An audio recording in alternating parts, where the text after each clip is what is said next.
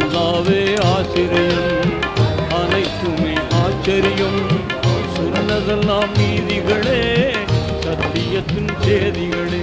ஞானத்தின் திறவுகோ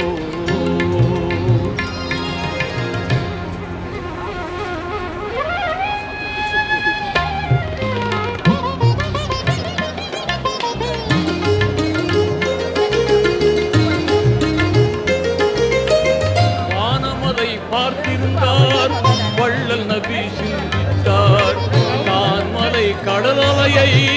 கண்டிரையை புகண்டிட்டார் வானமதை பார்த்திருந்தார் வள்ளல் நபி சிந்தித்தார்